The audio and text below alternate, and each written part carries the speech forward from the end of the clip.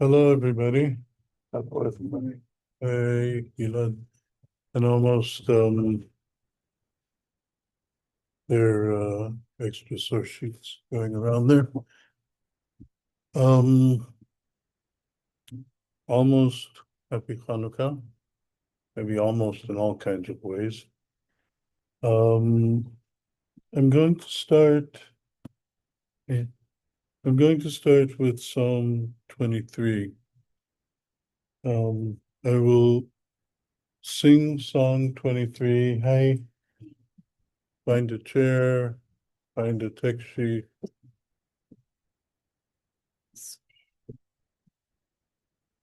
That's it.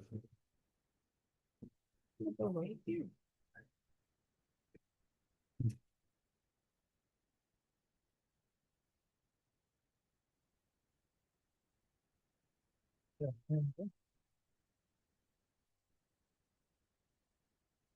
Come on in, Alan, let people get by.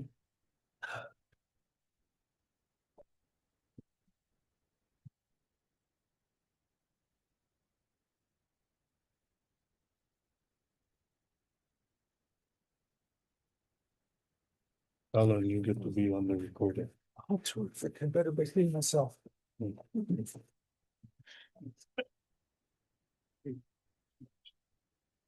go.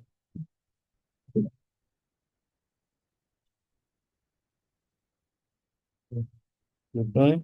I'm gonna put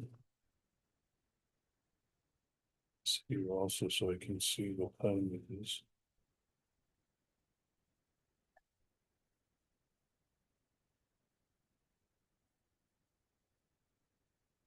Okay. So welcome everybody again. I'm going to start with Psalm 23.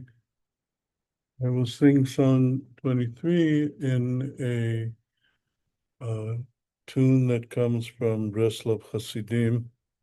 You'll see that some of the lines, both in the Hebrew and in the translation, are bolded. Those are lines that repeat themselves in the tune.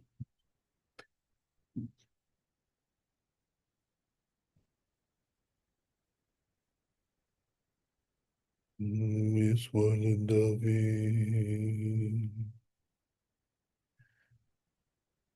Hashem Roi,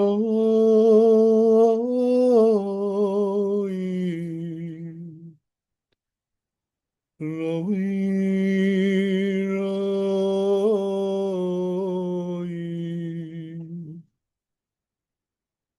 Roi,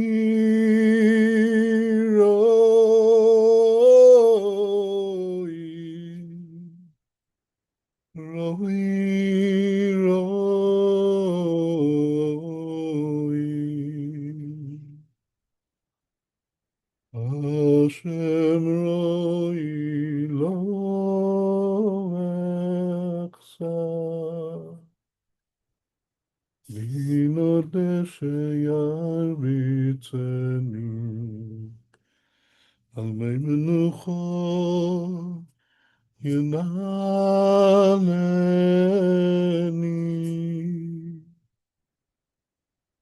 Nafshi yeshuveh Yancheni b'maglei tzedek leman shemo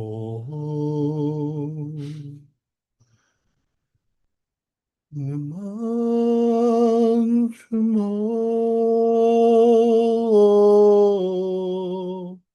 Leman shemo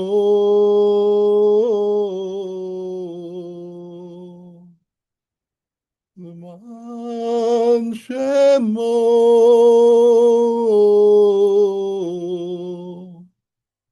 Leman shemo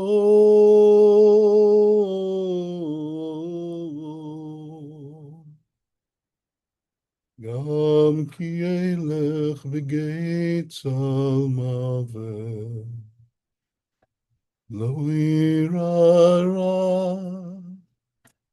Ki ata imadi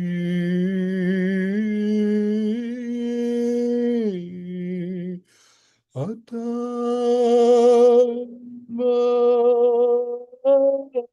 עמדי, אתה עמדי,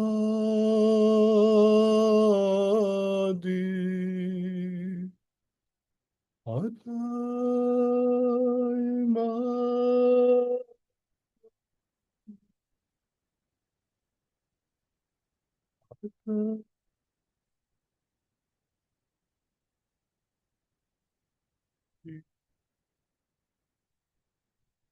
מבטך ומשענתך, המה ינחמוני.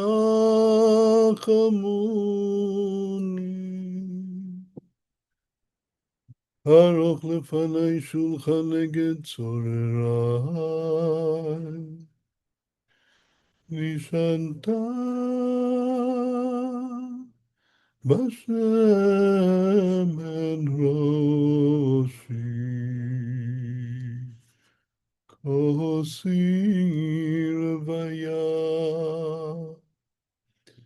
אך טוב וחסד יודפוני כל ימי חיי,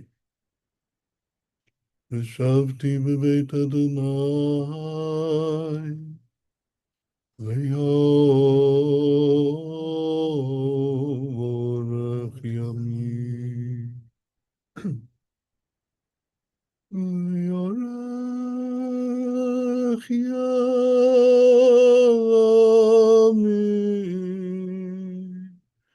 לאורך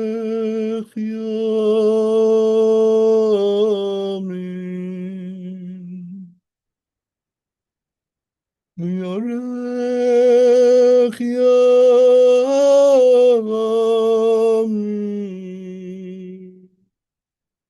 לאורך ימים.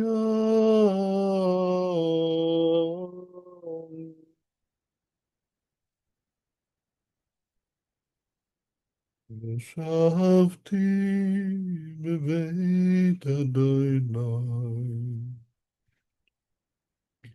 לאורך ימים.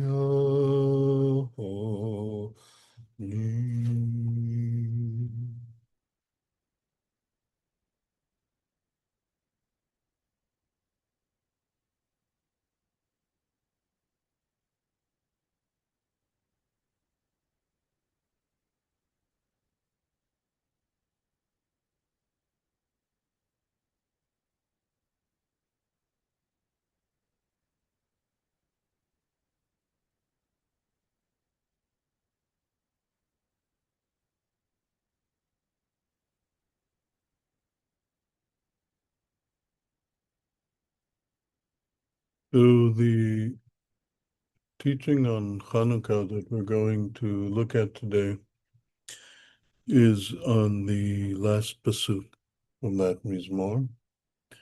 Ach tov v'chesed yudafuni kol yemei chayai. Right?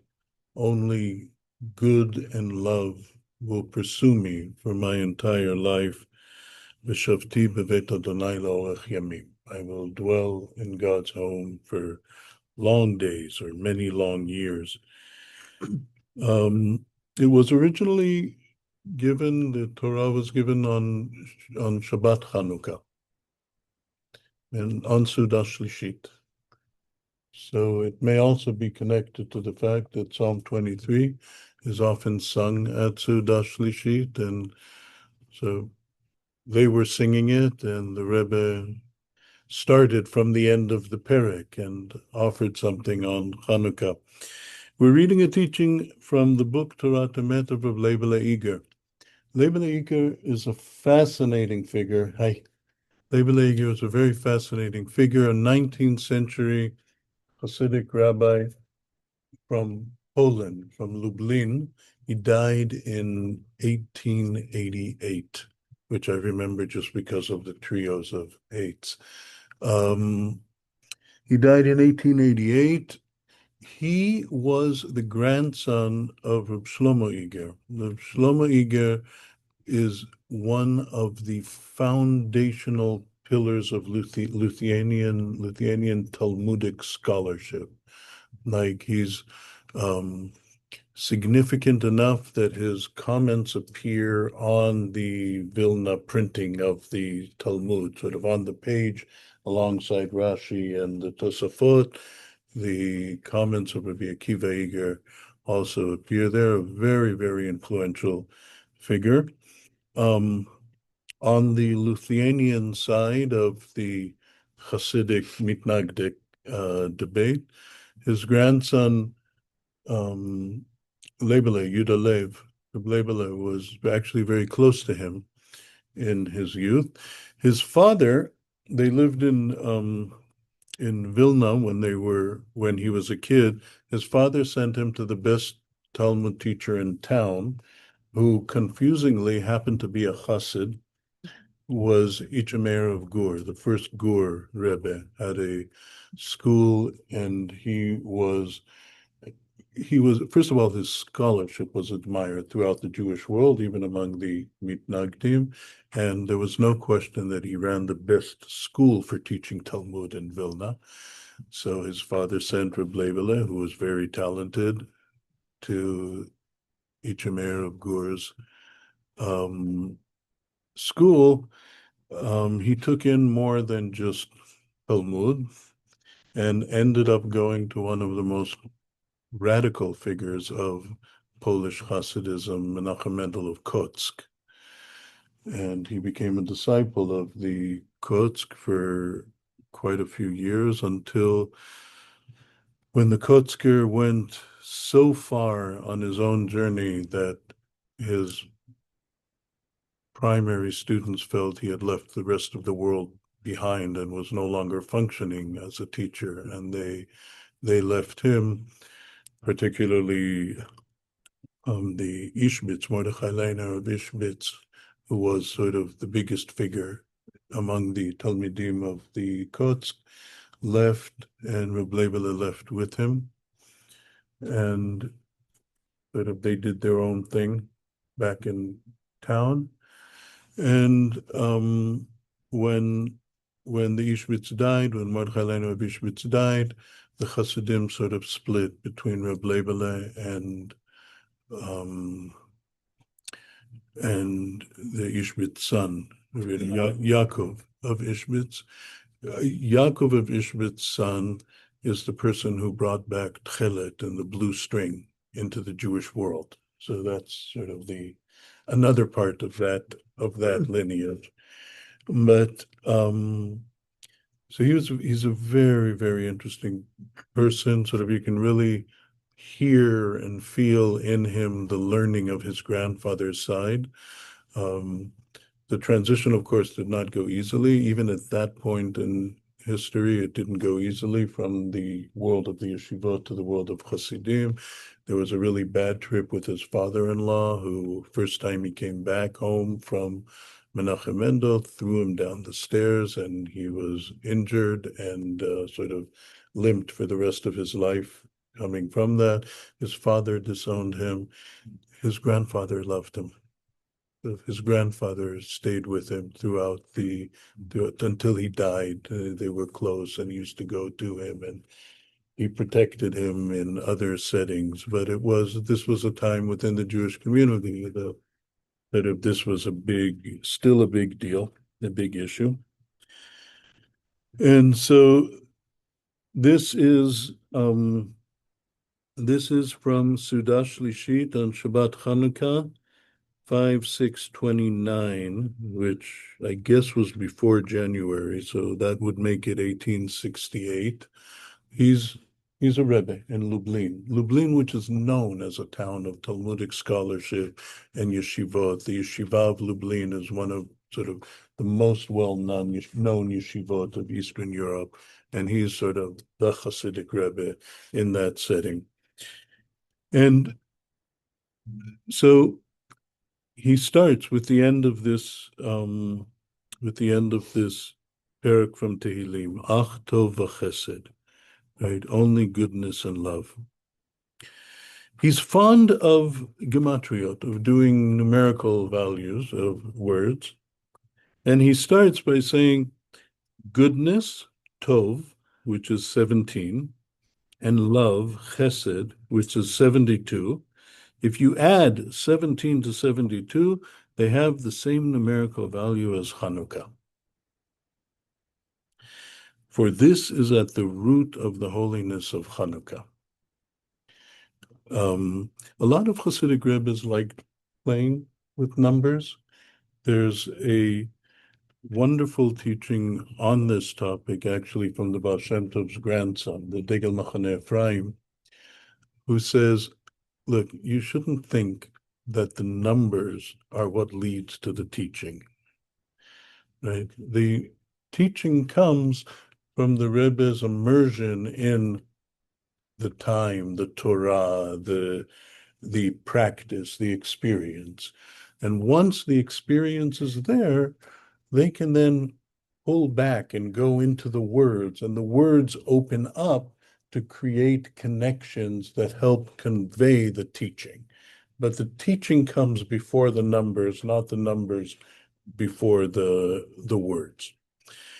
And so the insight, right, the thing he's trying to teach here is that at the root of the holiness of Hanukah, what the core of what Hanukah is about, is this Tov v'Chesed, right, the goodness and love from the end of Psalm 23, right? And the teaching is going to be about sort of making that connection and opening up the way that's connected. But his gateway into it is Tov is 17, Chesed is 72, Tov plus Chesed equals Hanukah. He says this is connected to the principle that the end is connected to the beginning, which we spoke about this morning. Right? He also spoke that morning on Shabbat, but he said this notion actually comes from, it's a very old notion. It comes from Sefer Yetzirah, one of sort of the older, it's actually pre-Kabbalistic, but one of the older parts of Jewish mystical writing that we have. And the phrase they use is Na'ut Sofan b'tchilatan u'tchilatan b'sofan. That is, right, we may talk about concepts in linear fashion, that of A leads to B, leads to C, leads to D, but really everything moves in circles, and the end reconnects back to the beginning. So it's a way, so Na'ut Sofan b'tchilatan u'tchilatan b'sofan is sort of is the bumper sticker way of saying we can think in cyclical thinking rather than in linear thinking.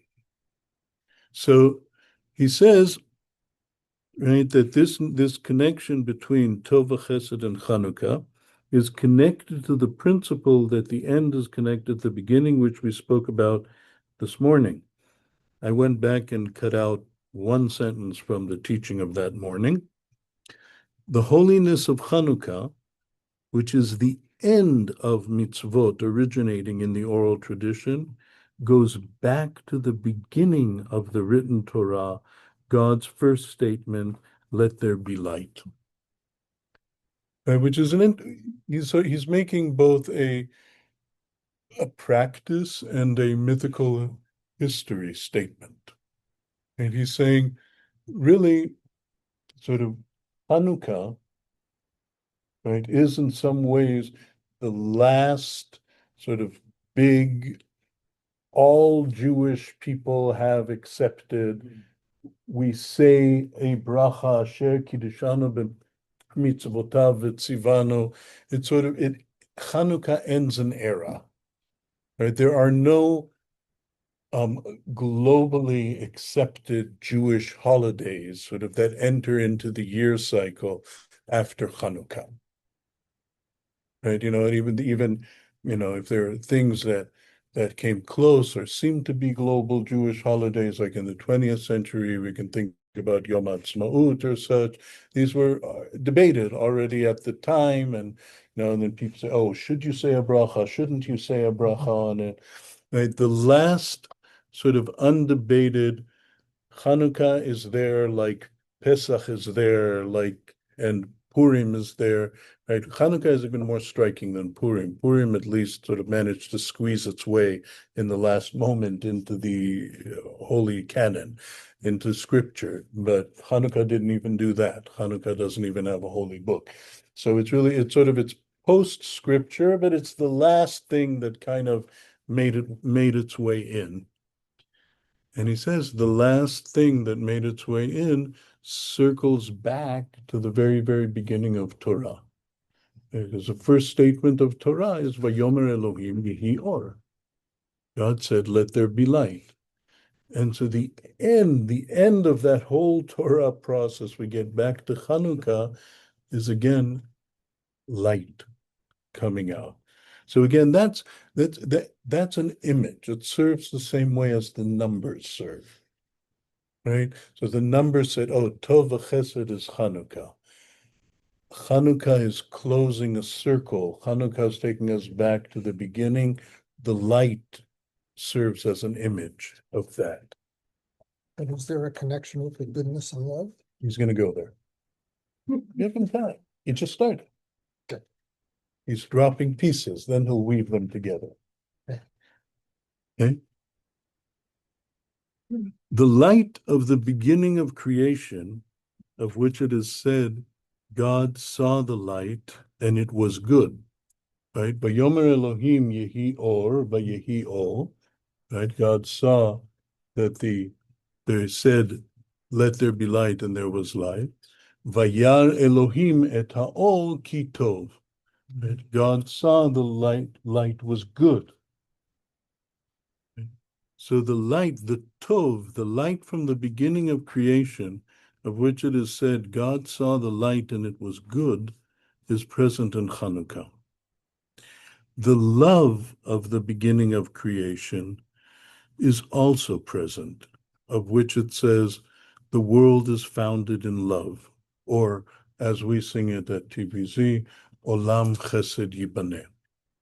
Right? The world is founded or will be constructed on love. Right? So he's saying, right, he's looking here at the Tov Chesed at the end of Psalm 23. And he's looking back at the story of creation. Right? And he says this creation itself has Tov and it has Chesed. Right? And that's a fundamental sort of what I would call probably religious aspect of religious optimism, that existence itself is good, that existence is an act of love. This was not universally accepted in the world. My 17-year-old was very, very excited when she learned that the Gnostics actually thought that the world was created by a demiurge who was evil and created it in order to torture little beings. And that we were hoping that the great good God beyond the one who created the world would come in and save us. And then when Gnosticism entered into Christianity, that was the good figure that sent the Son to save us from the creating God, which was the evil one. She thought it was very cool that God created the world in order to torture beings. But right, there is, right, that's sort of a starting point of a question is your premise that existence itself is, a bad trick meant to torture and cause suffering, or that existence is an act of love, is Tov v'Chesed.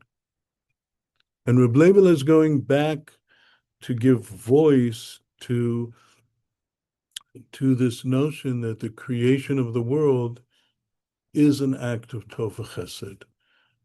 Right? It's Chesed, it's love, because Olam Chesed Yibaneh. The world begins, bringing the world into existence is an act of divine love, not an act of divine meanness. And that God seeks and sees and finds Tov, finds good in this world, even when things get very bad.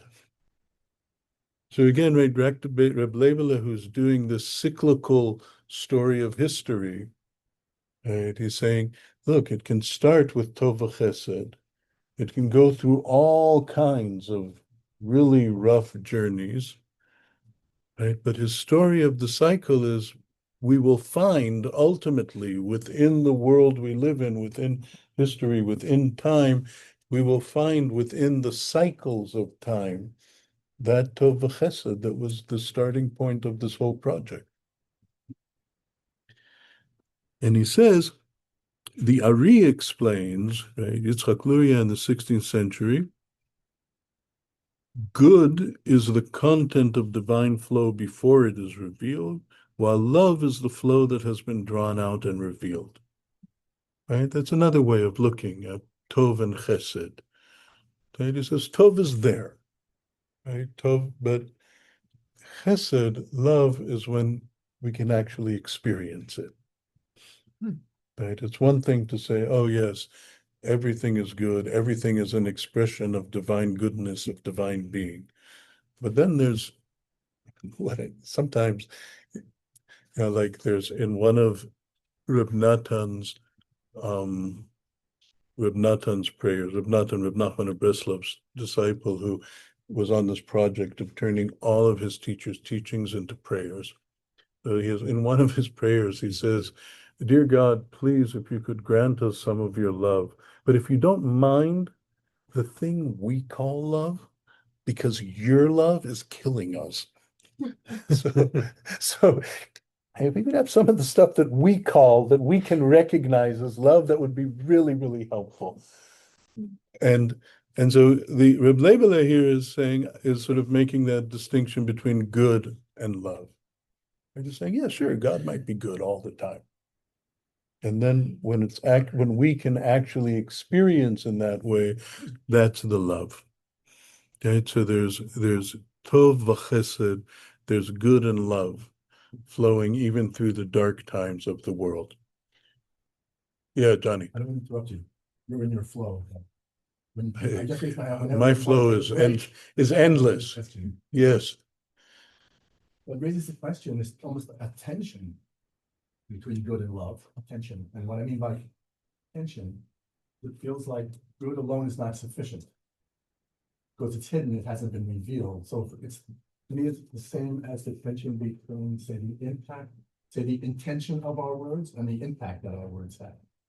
So my question to you is, considering good is almost like the potential energy, and it's not until it's revealed that it actually has flow, how do we think about good if it's like an intention that we hold, while love feels like the impact that good has? Yeah. So I think what Reb Leibleh is trying to say when he sort of takes these different pieces together, and we'll see he keeps going with it. Like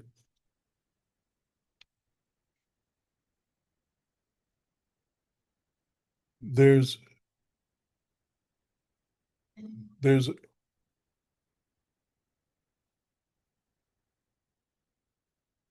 one mode of thinking, right? Right, all of this talk, right, all of this theological talk about good and love and divinity and beginning and end, and things coming back in cycles, right? It's all different ways to respond to the fact that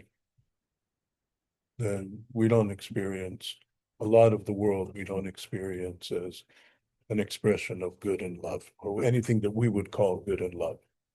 Right? That's part of what's, attractive about the Four Noble Truths of the Buddha.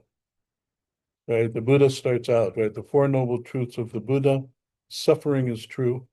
There are true causes to suffering. Then those are the first two. The last two are, there is true cessation of suffering, and there are true causes to the cessation of suffering. And that's the whole practice. But just starting off the religion with the premise, suffering is true, there are true causes to suffering, right, is a very powerful place to start. Like it feels like a solid, honest place to start thinking about life and being and such. We have a different tradition. We have a tradition that starts telling the story of, right, בראשית ברא אלוהים את השמיים ואת הארץ, והארץ הייתה תוהו ובוהו, חושך על פני תהום, רוח אלוהים מרחפת על פני המים, ויאמר אלוהים יהי אור, ויהי אור, וירא אלוהים את האור כי טוב. Right, and also at the end, like by the end of day 6, right, the summary of day 6 is, וירא אלוהים את כל אשר עשה, והנה טוב מאוד. Right? God looked and said, yes, this is a good project. So we have to deal, right, with the conflict, right, especially on a day like today. I thought sometimes, I think I feel, like I'm bringing in these depressing teachings on Hannukah and everybody wants to be happy on Hannukah, right? I think like this year, I'm right on point, right? Like, we experience real evil in the world, and the real evil causes real suffering and real pain. And it's very easy, and Reb Leibleh is going to get there in the next paragraph, it's very easy to feel like there's really nothing I can do about it. Right? Like it's happening on such large scales. Right? So, so we get all caught up about is the statement that my institution make really reflective of the most important values that, yeah, that's going to change a lot.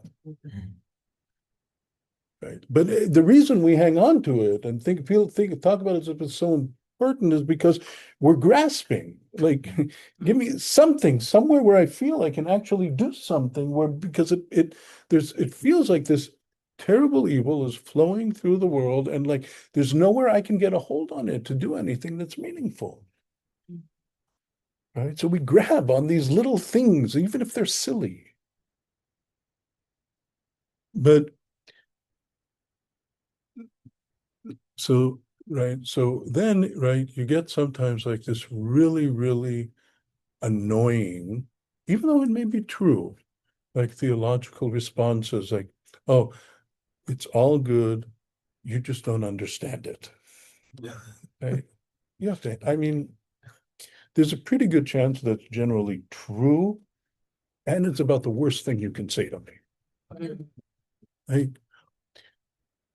And I think Reb Leibleh is trying to play sort of the Tov Chesed, sort of on that difference. He says, you know what?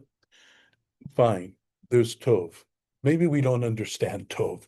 Maybe it's all Tov, but that's not real. What's real to me is, do I feel Chesed or not? Again, I can speak meaningfully of, I can feel God's love in this moment, which takes us back to Psalm 23, right? Psalm 23 is amazing, and it's not theology. Right? Psalm 23 is not theology. Gam ki elech begei tzal mavet, lo ira ra ki ata imadi, is not somebody who had an idea of God they believed in. Ideas of God do not carry you through the valley of the shadow of death. Right? Ata imadi is a person who had a relationship with God. And within that relationship felt love. And in that place of love, felt, yes, I can walk through darkness and still I can feel that love, and it will sustain me. It's not going to solve the problems. Right. It's not going to make the darkness disappear. But I can walk through the darkness because I feel that love, that chesed. It's a relationship. Mm-hmm. Now, we can talk, not today,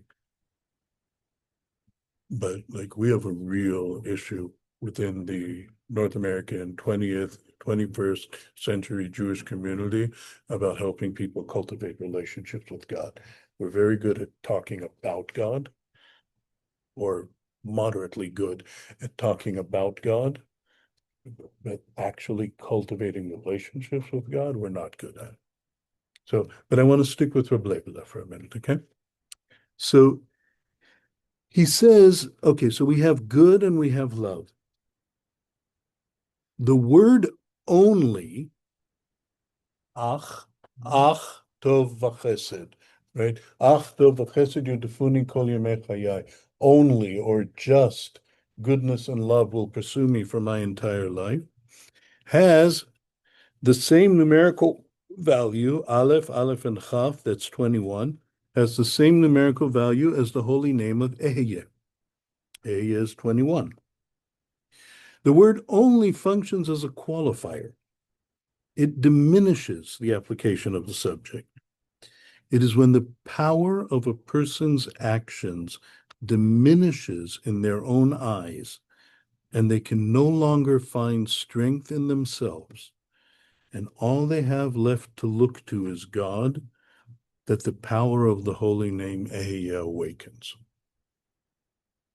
I want you to see, I want to go back to this, but I want you to see first the way he works with this. Where the place we most know the name Ehyeh from is from the story of Exodus, when at the burning bush, God says to Moses, go tell the people that the God of their ancestors will come and save them.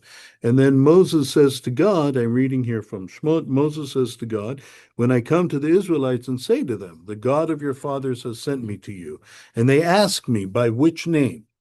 What shall I say to them? Right? And God says to Moses, Ehyeh asher ehyeh, right? I will be what I will be. And continued, thus shall you say to the Israelites, Ehyeh sent me to you. Now listen to the R Leibleh on that story. This name precedes the holy name Yud-Heh Vav-Heh. That is why God offered it when Moshe asked, what should I say when that's a typo, when they ask me this God's name?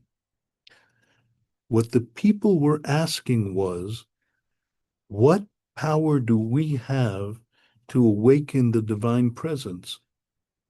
As the power of holy names responds to human action. Right? Moses comes and says, God will save you. Right? The people said, that's very cool. God reflects things that are happening in human beings. Right? The Baal Shem Tov says, Adonai shomrecha, Adonai tzilcha al yad yaminecha. God guards over you. God shadows you on your right hand. The Baal Shem Tov says, Adonai tzilcha, God is like a shadow. The way you live will evoke presences within God. So the people of Israel say, we're crushed. Right? They look into themselves and says, right, we have no power within ourselves. We have no strength within ourselves. We have given up.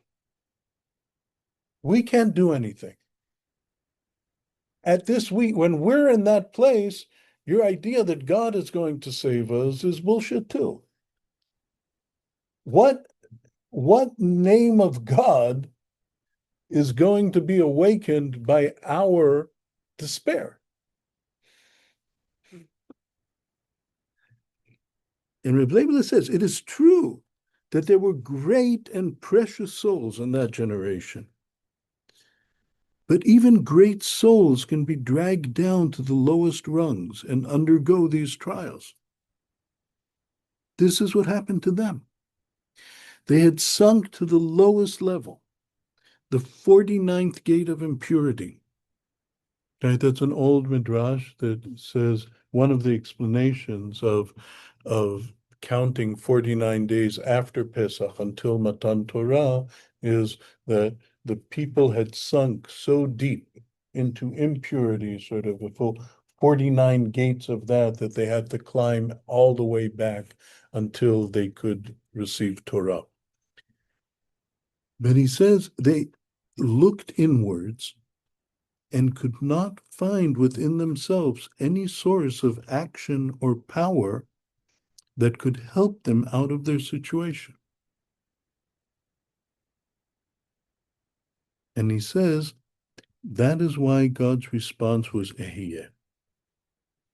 It is precisely that situation which awakens the holy name Ehyeh in goodness and love as described earlier. Right? He says this takes us back to the story of creation. Right? Because creation does not happen because of anything we did. Right? Nobody deserves to be born. Nobody deserves the suffering of life. Right? The gift of existence, the gift of life, is not dependent on us. It is true, there are things, there are forms, there are forces of divinity that awaken in the world that we can awaken, that we can create through the ways we live, through our internal processes, through the things we do. But we don't control the world. It's bigger than us. Okay? That's what our Catholic friends call grace. Right? Because we live in a world that likes creating binaries, we say, oh, Jews believe in tshuva, Catholics believe in grace. Okay, both believe in both. Okay, there's a very powerful theology of tshuva. Oh, I don't need this. I have that right in front of me. That's very good. I can turn this upside down.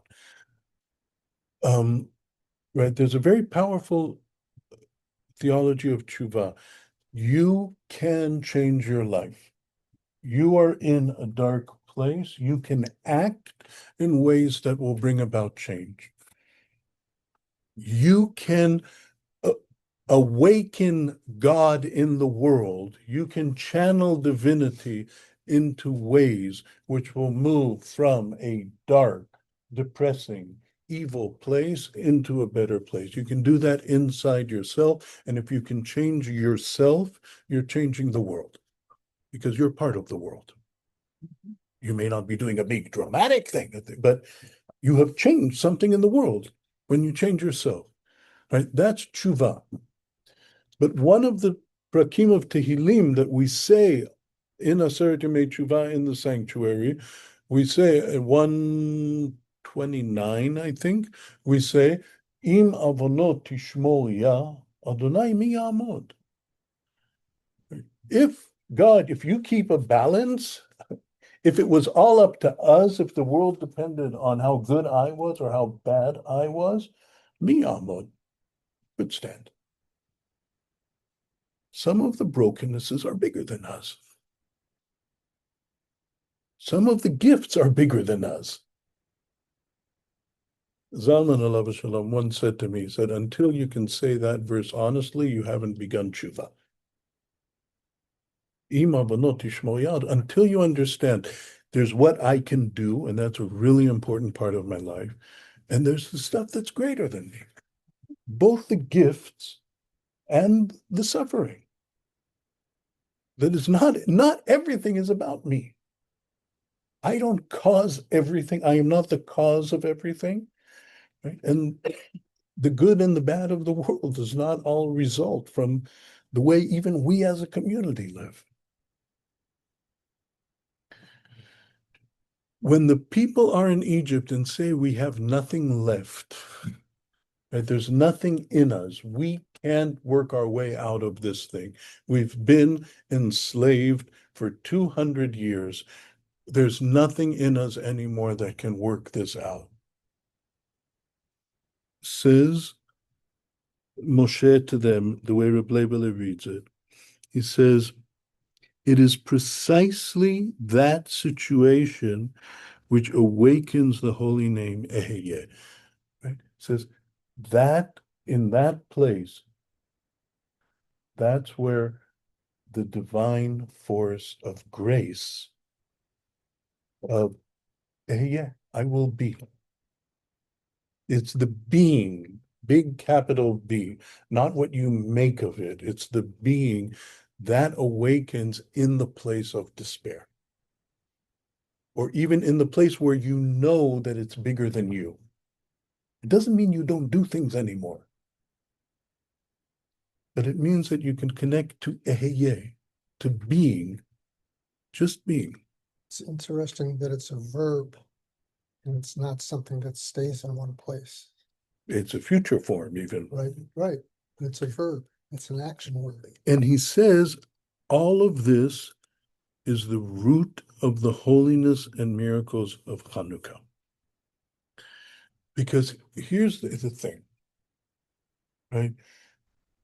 And you really have to get that Hanukah for him is different than the Hanukah that a lot of us grew up with in Hebrew school.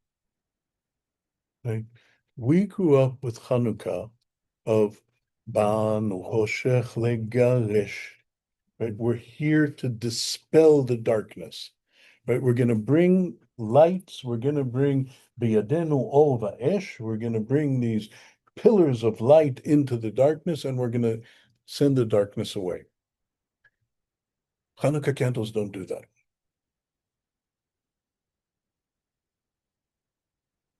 Hanukkah candles, as a matter of fact, in the halachic tradition, you're not allowed to use their light.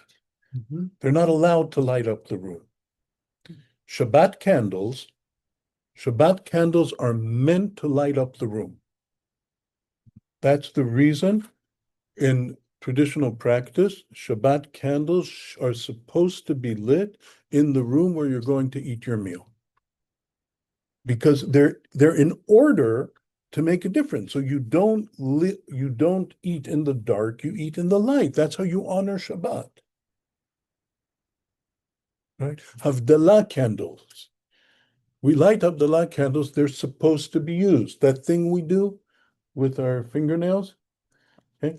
It's because we're saying a blessing over using fire, we should actually use. What do? We use it by looking to see if our fingernails are still straight or not, how much we've chewed on them on Shabbat. But all of these are meant to bring light and dispel darkness. Hanukah light, traditionally, you are not allowed to use. You are not allowed to read by their light. You are not allowed to eat by their light. They are not there to dispel darkness. Hanukah lights are there to be a light in the darkness. They're not going to take you out of the darkness, but they're going to remind you as you sit in the darkness, oh, there is an inner place of light. There is being. Summer doesn't end with Hanukah. I mean, winter doesn't end with Hanukah. There's a lot of winter left. Although starting today, it's gonna get lighter every evening, every day. Right.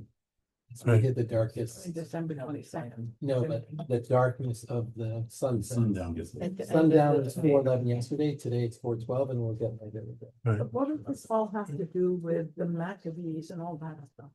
Well, Not much. Was Not a good much. story to go along with it. Not much.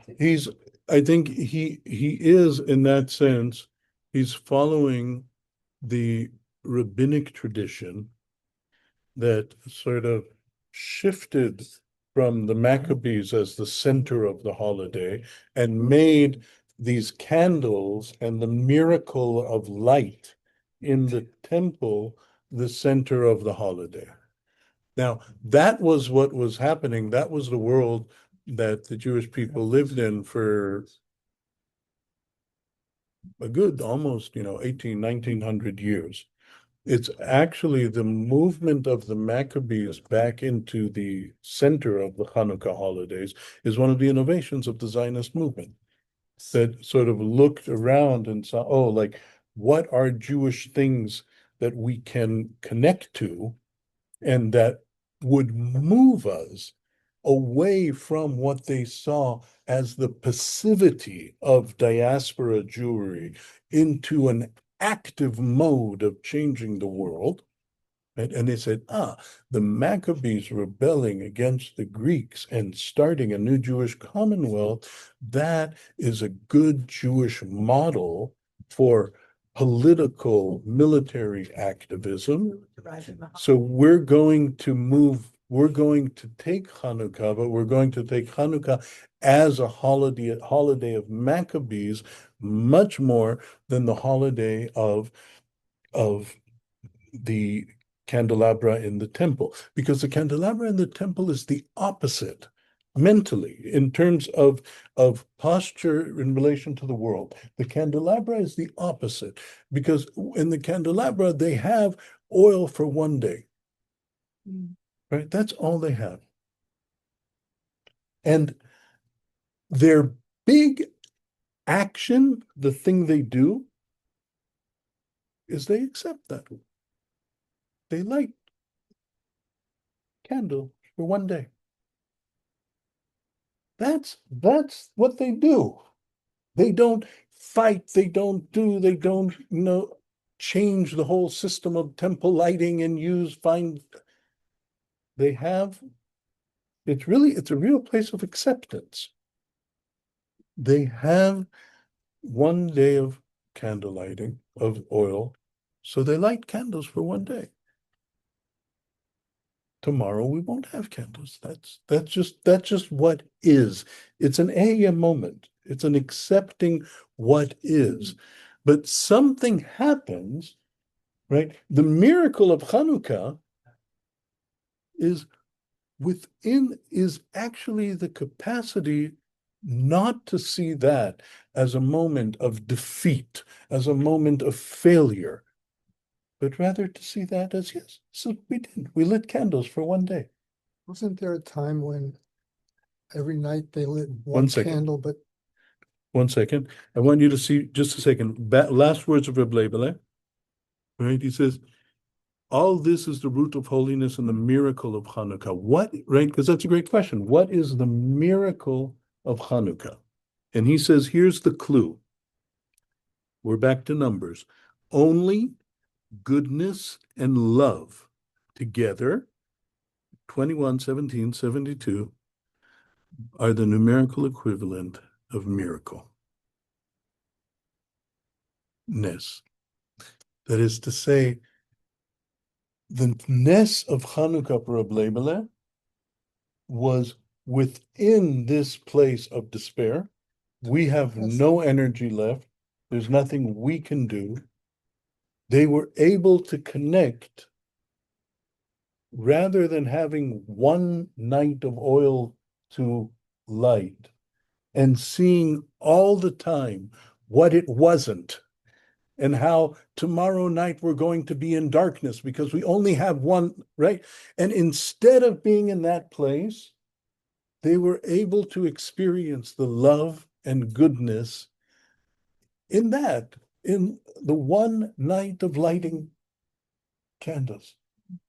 That's what we have. That's the miracle of Hanukkah. Right? There are other places he says, oh, people ask, then why are we celebrating on the first day if the miracle was only from days 2, 3, 4, 5, 6, 7, 8? What's the point of celebrating on the first day? The first day they had. And R Leibleh is saying, no, the real miracle is the first day. Is the internal transformation, the capacity to look at what is and to let Ehyeh rise from it. To let the divine presence of just what is be there. And so the practice of Hanukkah candles he's seeing is not we're carrying torches and making the darkness go away. The Hanukkah candle practice he's seeing is even when I'm walking in the dark and when I'm sitting in the dark, I can still see these little candles that are lit there. They don't make the dark go away, but I can live into that. Yeah, now Alan, what did you want to say? There was a time early on when they would light one candle every night for eight days. Is that right? So, right, we have a story. The story is our myth. The story is then retold. Everybody who's retelling the story, right, has a different kind of world they would like the myth to come in and support. So that's another kind of story. The story that asks, oh, well, what do you do if you have, like, what mode of acceptance is it? Is it like, do you light it all? Do you light a little bit each, like, right? What about the But max? those are different ways of telling sort of a story that creates a different, or that creates a world which is a vessel for different kinds of human responses. Okay, what I think is interesting about Reb Leibleh's teaching is that he looks at Hanukkah and says, oh, you know what Hanukkah is? Hanukkah is a holiday for the moments where you just really feel you have nothing more to give. Right? It's like where this, okay, so go out and do X, do Y. Right? You know, that's good. It's always good advice. But I can't always take that advice in. Sometimes, like the people of Egypt, or like in this stories, right? The people who have walked into the temple, they look inside, or I look inside, and I don't have anything in me to go out and do anymore. Or maybe I've tried and I've done it, and I just like doesn't make any difference. And it's so much bigger than me, all these things that are happening. For Reb Leibleh, that's what the holiday of Hanukkah is about. There are different holidays that are about different things and different sort of situations.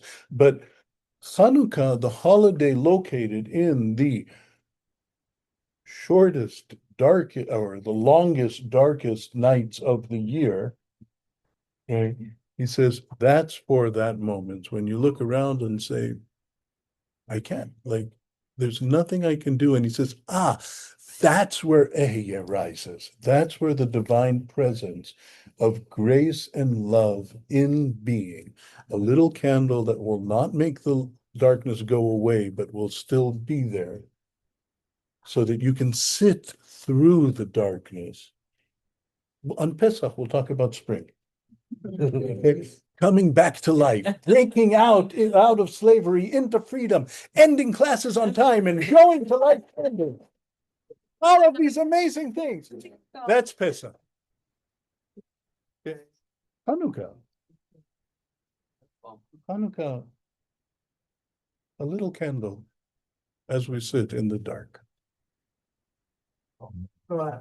Thank you all. Now to figure out how to close this thing. Correct. Who's controlling your camera? I don't know. I'll just do it. We can-